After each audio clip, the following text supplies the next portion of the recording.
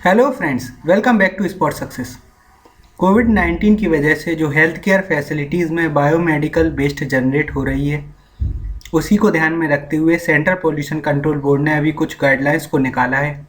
इसी के रेस्पेक्ट में फ्रेंड्स हम बायोमेडिकल वेस्ट मैनेजमेंट रूल 2016 को देखेंगे और बायोमेडिकल वेस्ट होती क्या है, इसके साथ ही साथ common biomedical waste treatment facilities के बारे में भी जानेंगे। चलिए लेक्चर स्टार्ट करते हैं। आज के इस लेक्चर में हम देखेंगे फ्रेंड्स कॉन्टेक्स्ट न्यूज़ क्या है, उसके बाद बायोमेडिकल वेस्ट होती क्या है, इंडिया में कितनी बायोमेडिकल वेस्ट जनरेट होती है ऑन एन एवरेज, साथ ही साथ common biomedical waste treatment facilities के लिए क्या गाइडलाइंस है वो भी हम देखेंगे। Common biomedical waste treatment facilities हैं कितनी हमारे इंडिया में, उसके साथ लास्ट में हम बायोमेडिकल वेस्ट मैनेजमेंट रूल्स 2016 में जो अपडेट किए गए हैं उनको भी देखेंगे और लास्ट में हम सेंट्रल पोल्यूशन कंट्रोल बोर्ड को जानेंगे। कॉन्टेक्स्ट यही है friends, central pollution control board ने अभी डिटेल गाइडलाइंस को इशू किया है regarding handling, treatment and disposal of waste जो भी जनरेट होती है फ्रेंड्स। ट्रीटमेंट या डायग्नोसिस या क्वारंटाइन जो सेंटर्स हैं जहाँ पर कोविड-19 पेशेंट्स को ट्रीट किया जा रहा है, वहाँ से जो भी वेस्ट जनरेट होती है उसके रिस्पेक्ट में इस डिस्पोजल वेस्ट गाइडलाइंस को निकाला गया है। आइसोलेशन वार्ड्स या sample collection centres, laboratory friends सभी को मैंडेट किया गया है कि एक सेपरेट कोविड-19 वेस्ट कलेक्शन बिन बनाया जाएगा और उसको टेम्परेरी स्टोरेज रूम में स्टोर किया जाएगा। उसके बाद common biomedical waste treatment facilities को यह रिस्पॉन्सिबिलिटी दी गई है कि इन जो सेपरेट स्टोरेज रूम में यह जो वेस्ट को स्टोर किया गया है उसको लेवल के हिसाब से सेग्रीगेट किया जाएगा और प्रायोरिटी ट्रीटमेंट दिया जाएगा और फिर उसको डिस्पोज किया जाएगा। अब हम देखते हैं फ्रेंड्स बायोमेडिकल वेस्ट होती क्या है।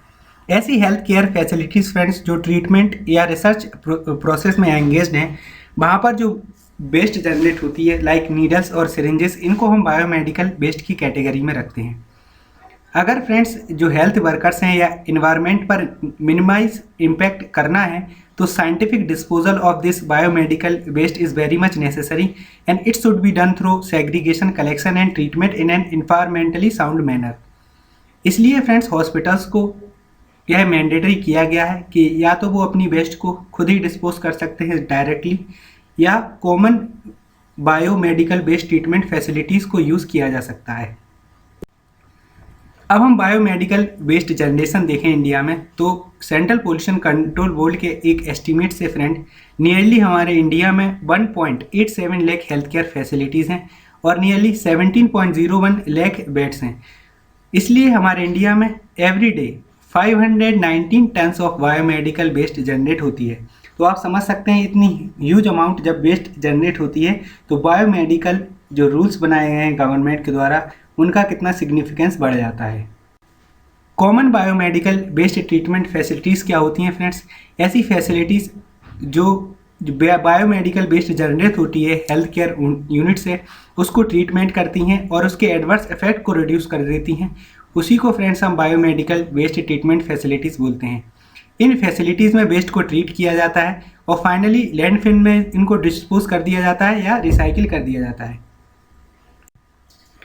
अब हम इन ट्रीटमेंट फैसिलिटीज़ को देखें अपने इंडिया में तो नेशनल ग्रीन ट्राइब्यूनल के डाटा के हिसाब से 2019 में nearly 154 common biomedical waste treatment facilities हैं जो कि 17 स्टेट और यूनियन टेरिटरीज़ को कवर करती हैं।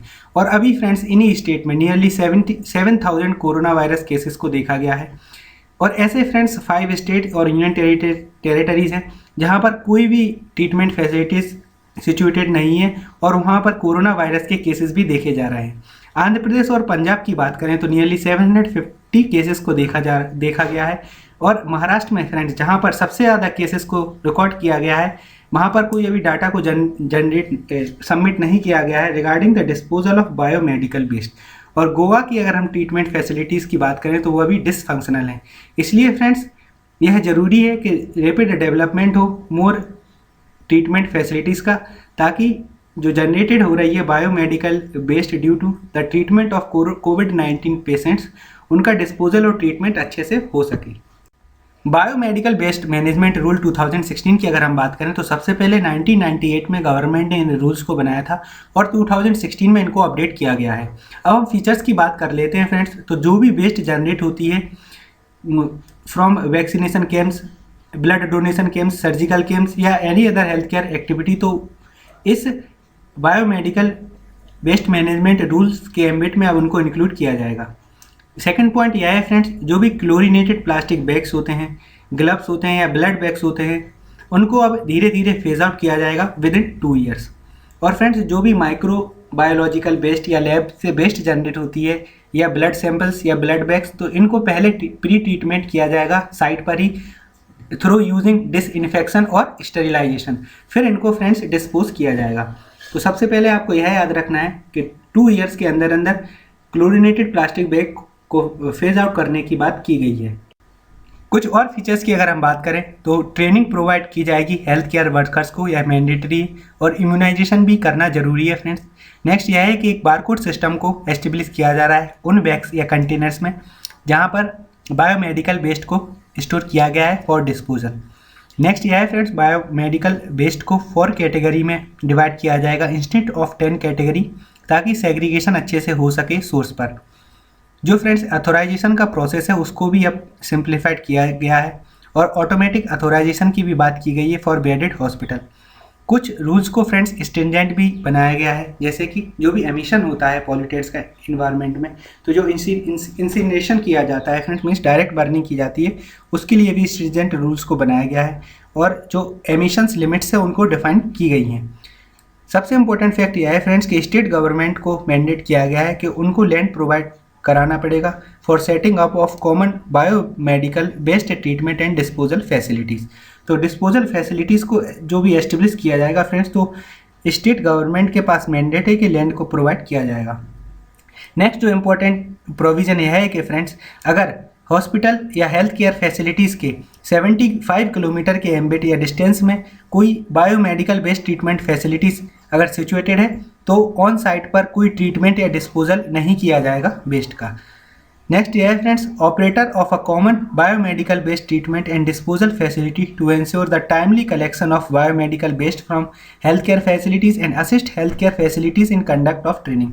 मीन्स जो biomedical waste treatment and disposal facilities में जो ऑपरेटर्स हैं उनको यह मैंडेट किया गया है कि टाइमली कलेक्शन किया जाएगा बायोमेडिकल बेस्ड का जो भी जनरेट होती है हेल्थ केयर फैसिलिटीज़ के, और साथ ही साथ असिस्ट किया जाएगा फ्रेंड्स हेल्थ केयर फैसिलिटीज़ को इन कंडक्ट ऑफ ट्रेनिंग।